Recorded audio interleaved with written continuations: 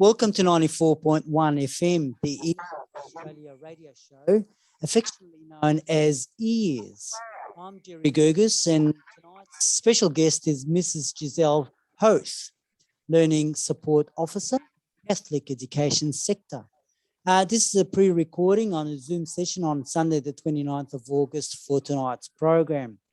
The current COVID-19 lockdowns in Victoria have had a varying impact on all of us. We've learned the recent NAPLAN 2021 results was what psychologists didn't really expect. There's been sincere concern from communities, professional fraternities, and media about students from primary and both secondary schools and the impact that COVID-19 lockdown had on their learning and developments during these unusual homebound and online learning. Like I said tonight, Mrs. Giselle Hoath is our Learning Support Officer, is going to be with us right now. And we had the absolute pleasure last time we spoke to Giselle when you came into our radio station and introduced us to your book, Eat Like an Egyptian. Welcome. You opened your heart, your kind heart, with your generous and delicious Egyptian dishes, and I remember them very well. From your restaurants in Melbourne, your real destiny was to apply those two magical skills in teaching. Hi and welcome. Thank you. Thank you for that. That's very kind of you. I actually enjoy feeding everybody, to be honest. Giselle, again, tell us a little bit about Giselle, for our new radio station.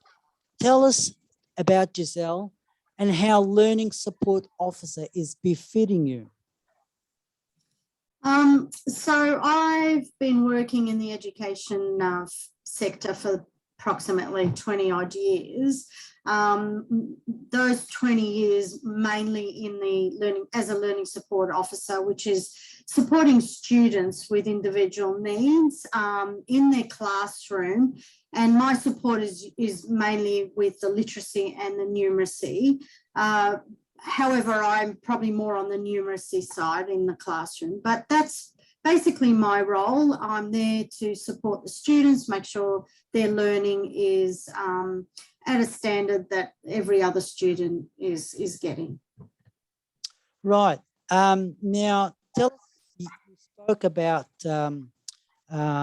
your learning support officer in the Catholic education sector. You worked in several schools over the past 20 years. Let's talk about NAPLAN and what it means, how your job is with these tasks. So firstly, I suppose NAPLAN is part of the schooling Australia-wide. Okay, so NAPLAN is National Assessment Program for Literacy and Numeracy. Right. So what they do with that is basically all the data that is taken from these assessments, and it's done actually through grade 3, grade 5, year 7s and the year 9s. And what the Department of Education does is takes all that data and they have a look and see that the education outcome has actually worked, I suppose, or is working, and if it isn't, what can they do and what needs to be improved and so on. So it's data that they take that gives them that info that is quite important for future learning of our students. With the NAPLAN, obviously, I don't actually do support in the class with the actual assessment, because that's got to be an individual task. That's the students have to do it on their own. That's the whole purpose, is to see where their level is. Okay. However, we do guide them. We do make sure that they're understanding how to actually do the assessment. Right. And I see this year after year after year after year, and it's the year 7s and the year 9s, because I work in the secondary area, not primary. Right. So I've got more experience in that side of it. Right. So yeah, I'm just there to support them, but I don't actually have any, you know, authority to help them as such. Right. Okay. Now, with, like I said, with the recent NAPLAN results, were you surprised with the results, considering COVID-19, Victoria, and what the surprise was? It favourable to Victoria? Yeah, I was surprised. However,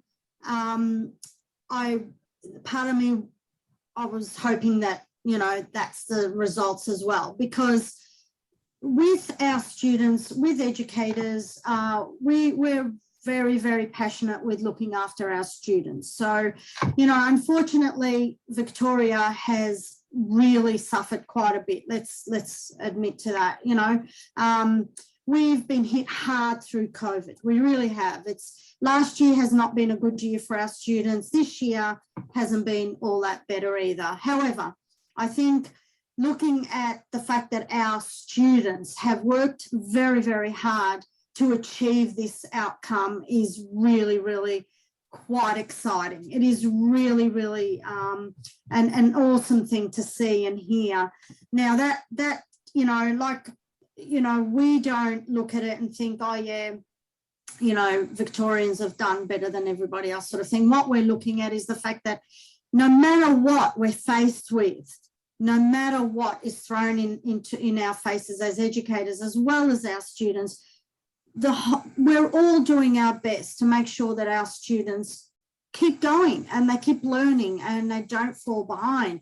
So, you know, I'm proud as a Victorian, that's no doubt about it. I am super proud of our students, but I'm also proud as a nation. I'm actually proud Australian to say that no matter where we are in Australia, all educators have tried so hard and are still trying to continue with that, you know, great support that we give our students. And that is, you know, not just through the you know, curriculum. We're actually making sure their well-being is okay, their mental health is okay. We've got counsellors, we've got all this support within our education system that we don't want, and we don't want to allow our students to fall behind or to even have any issues or difficulties now or the future. So yes, I'm super proud about it. I really am. And as a Victorian, I'm even, you know, that extra proud to